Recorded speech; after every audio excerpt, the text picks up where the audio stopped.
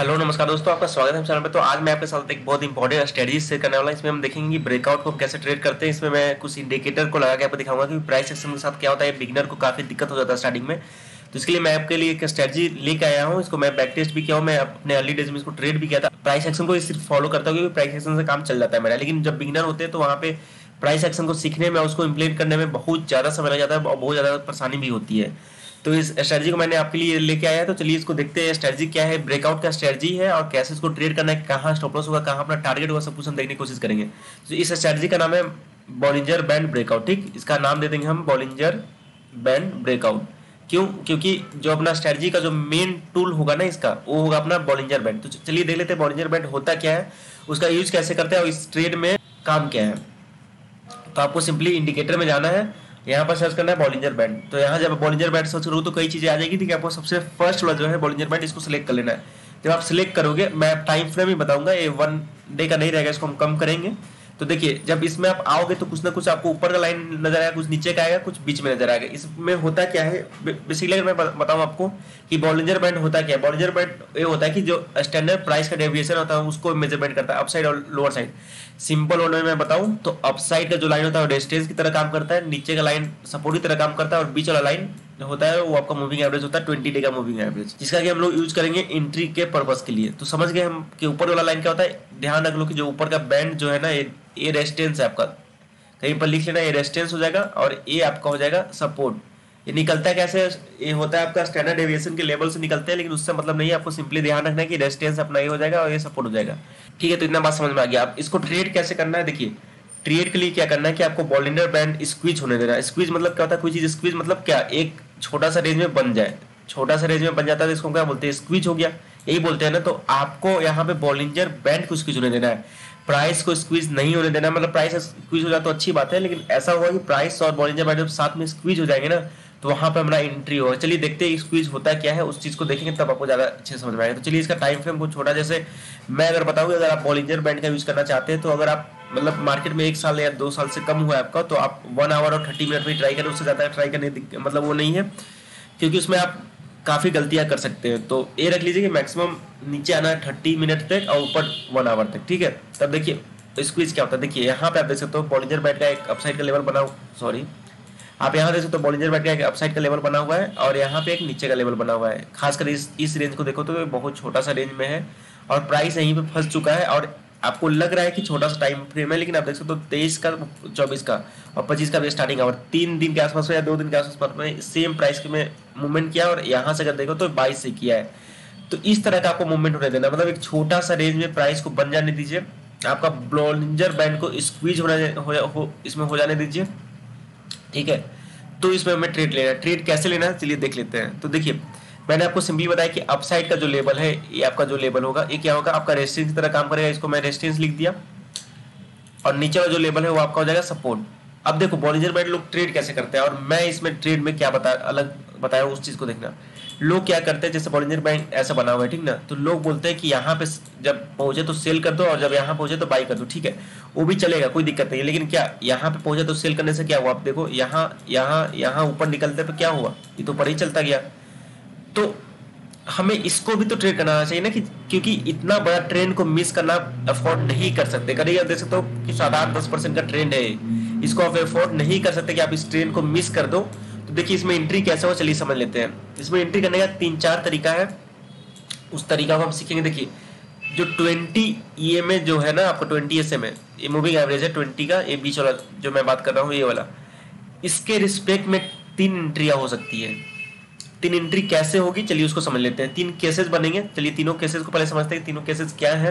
और उससे पहले ये मैं बता दूं कि जब इसमें ट्रेड मिलता है, ट्रेड देखो मैं सिंपली बता दूं, ट्रेड क्या होता है कि जो बॉलिंजर बैंड के ऊपर कैंडल को क्लोज करने देते हैं। इसके ऊपर जैसे यहाँ कैंडल क्लोज हो गया, जब कैंडल क्लोज कर दे तो जब इसका हाई क्रॉस करे ना, तो आपको सिंपली यहाँ पे एंट्री कर लेना है। तो अगर आपने यहाँ पे सिंपली यहाँ पे जैसे इसने इसके ऊपर क्लोज किया, यहाँ पे सिंपली अगर आपने एंट्री करता तो आप देख सकते हो एक लंबा ट्रेंड आपको देखने को मिलता है। देख सकते हो कितना बड़ा ट्रेंड मिल गया। एग्जिट कहाँ होगा वो भी मैं बताऊंगा, एग्जिट, स्टॉप लॉस, टारगेट सब कुछ मैं बताऊंगा। थोड़ा सा आप सब्र रख लो, आपको हर एक चीजें अच्छे समझ में आने वाला है। तो ठीक है, यहाँ पे जब इसने क्रॉस किया तो हम यहाँ पे ले लिए। देखिए क्रॉस तो यहाँ पर भी किया है, क्या इसने क्लोजिंग दिया, क्लोजिंग नहीं दिया। इंपॉर्टेंट क्या है, नोट कर लो क्लोजिंग। क्लोजिंग होना चाहिए क्लोजिंग होना चाहिए जो बॉलिंजर अपर बैंड है उसके ऊपर, तो उसको हम ब्रेकआउट के लिए कंसीडर करते हैं। ठीक है, अब देखो एंट्री एक तो यहाँ पे एंट्री हो सकती है, एक एंट्री ब्रेकआउट से पहले हो सकती है और एक एंट्री ब्रेकआउट के बाद हो सकती है। तीनों एंट्री को चलिए समझने की कोशिश करते हैं। इसमें कई टाइप है, उन टाइप को समझने की कोशिश करेंगे। टाइप नंबर 1 अगर मैं बताऊं तो टाइप नंबर 1 क्या हो सकता है कि 20 EMA को टच करके और फिर ये ब्रेकआउट दे। जैसे इस केस में क्या हुआ है, अगर आपको मैं दिखाऊं, यहाँ से प्राइस ऊपर गया, फिर यहाँ टच किया, फिर ब्रेकआउट दिया। प्राइस एक्शन ठीक है दिख रहा है आपको, मुझे पता है अगर प्राइस एक्शन दिख रहा है तो अच्छी बात है, अगर नहीं दिख रहा है तो स्ट्रेटजी कैसे लेना उसको मैं बता रहा हूँ। टाइप नंबर 1 ये हुआ कि 20 EMA को टच करके ऊपर गया। सेकेंड में क्या होता है कि बिना इसको टच किए हुए, जैसे यहाँ पे देख सकते हो, यहाँ आया, यहाँ पे इसको टच नहीं किया, ऐसे ब्रेकआउट दे दिया, यहाँ पे एंट्री हो जाता अपना। तो सेकंड केस है कि 20 EMA को आपको टच नहीं किया। तीसरा में क्या है कि ब्रेकआउट तो मिला, जैसे यहाँ पे आप देख सकते हो ब्रेकआउट मिला, फिर यहाँ से प्राइस नीचे गया, यहाँ पर इसने आया, इसको टच किया और फिर यहाँ से कंटिन्यूअस ऊपर चला गया। तो तीनों टाइप को समझने की कोशिश करेंगे और आपको समझ में आना चाहिए कि आपके लिए तीनों में से सुटेबल कौन है, क्योंकि आपको तीनों में से ट्रेड सिर्फ एक को करना होगा। ठीक है, तो पहला टाइप पे आते हैं। पहला टाइप में क्या रिस्क है, पहला टाइप में कि हम यहाँ पे एंट्री करते हैं, अगर स्टॉप लॉस मैं बताऊंगा आपको कहाँ, तो स्टॉप लॉस कहीं ना कहीं इसमें बड़ा हो जाता है और इसके कैंडल के लो के आसपास में स्टॉप लॉस रखना पड़ता है, तो अपना स्टॉप लॉस ए बन जाता है। सेकेंड टाइप में क्या है कि उसको बिना टच किए हुए निकल गया। तो अगर मान लो यहाँ पर मैंने एंट्री किया, मैं इसका कलर चेंज कर दे रहा हूँ, पहला ब्लैक रहेगा, दूसरा का कलर ये रहेगा ब्लू रहेगा। अगर मैं यहाँ पे एंट्री करूँ, जैसे कि इसको रिस्पेक्ट दिए बिना ब्रेकआउट हो गया, चाहे यहाँ पे हो गया, तो अगर मैं करूँ तो स्टॉप लॉस अपना यहाँ रहेगा जो कि टच कर देता है। इसमें अगर मैं देखूँ तो स्टॉप लॉस काफी बड़ा हो जाता है। आप देखो स्टॉप लॉस काफी बड़ा हो जा रहा है। तीसरा क्या है, तीसरा के ब्रेकआउट करके क्या हुआ कि 20 जो मूविंग एवरेज है उसको यहाँ पर इसने सपोर्ट एक्ट किया, फिर रेजिस्टेंस मतलब उसको कंटिन्यूअस किया। तो यहाँ पे क्या होता है कि जब भी इसके ऊपर क्लोजिंग होता है तो हम यहाँ पर इसका ट्रेड लेते हैं, छोटा सा स्टॉप लॉस इसके नीचे रखते हैं। इसका मैं कलर येलो कर दे रहा हूँ ताकि आपको समझ में आए, इसका कलर येलो हो जाएगा। ठीक है, यहाँ पर हमने एंट्री लिया क्योंकि यहाँ पर इसके ऊपर मतलब ब्रेकआउट तो कंफर्मेशन यहाँ हो चुका था, यहाँ पर इसने स्पेक्ट लिया, फिर हमें पता है कि ऊपर अपसाइड का कंटिन्यूअस करेगा। यहाँ पर एंट्री लेते हैं और स्टॉप लॉस छोटा सा लगता है। देखिए सबसे बेस्ट कौन सा होता है, रिस्क रिवार्ड की अगर मैं बात करूँ तो रिस्क रिवार्ड के अनुसार सबसे बेस्ट ये होता है। लेकिन इस तरह का जो ट्रेड होता है आपको बहुत ज्यादा कम मिलता है। देखो एक पहला और ट्रेड जो कि ये वाला आपको बहुत कम मिलेगा, ये ट्रेड आपको मतलब बहुत ही ज्यादा कम मिलेगा। आपको ट्रेड सबसे ज्यादा कौन सा मिलता है, सबसे ज्यादा ट्रेड मिलता है सेकंड वाला होता है। कुछ जब हम ट्रेड करें तो उसमें दिक्कत होता है कि स्टॉप लॉस बड़ा हो जाता है। तो स्टॉप लॉस को छोटा करने का तरीका मैं बता दे रहा हूँ आपको। स्टॉप लॉस को चलिए बात कर लेते हैं स्टॉप लॉस को। स्टॉप लॉस को कैसे हम छोटा कर सकते हैं। स्टॉप लॉस को छोटा करने का दो तरीका है। एक तो सिंपल तरीका है कि आप अपना जो सिस्टम का स्टॉप लॉस है कि आप मान लो 500 का रिस्क लिए हैं और टारगेट आपको मान लो 1500 या 2000 जो भी कमाना है, तो उसके अनुसार सेट कर सकते हैं। हमें एंट्री कर लिए 5 पॉइंट का स्टॉप लॉस रहेगा, सिस्टम का स्टॉप लॉस अपना रहेगा, मतलब वो रैंडम रहेगा, वो उस पर आप भरोसा नहीं कर सकते। जो मैं तरीका बताने वाला उसमें क्या करना है आपको इसमें लगाना है एक चार्ट वीएफ का आपको सिंपली यहाँ पे लगा लेना है। वीएफ का लाइन कौन सा है, इसको चलिए एक बार इसको मैं हटा दे रहा हूँ।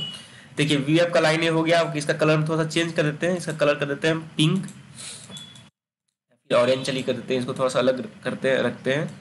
ठीक है, अब वीएफ का लाइन ये होगा। ध्यान रखना कि ये अपना 20 मूविंग एवरेज है, ये जो लाइन है अपना वीएफ है। ठीक है, इस चीज को ध्यान रखना। जैसे अगर मैं बताया सेकंड केस की यहाँ पे आपको एंट्री करना है, तो अब जब आपने यहाँ पे एंट्री कर ली तो आपका स्टॉप लॉस क्या हो जाएगा, स्टॉप लॉस ए हो जाएगा। ये जो लाइन है जहां पर भी ये शो करेगा, जैसे आपको सिंपली यहाँ पे आना है तो यहाँ पे वीएफ का देखो, यहाँ पर ध्यान देना वीएफ चेंज होते रहता है। यहाँ पे वीएफ क्या है 2641 है। यहाँ पे जब कैंडल आ जाएगा तो अपना वीएफ होगा 2652, यहाँ पे आएगा तो 2660, यानी कि आपका एंट्री के ऊपर तो ऐसे चला गया वीएफ। तो इस तरह से आप इसको ट्रेड कर सकते हो। जब यहाँ पे इसने वीएफ को टच कर दिया, अब इसमें दो चीज होता है, एक तो टच किया और इसके नीचे क्लोज किया।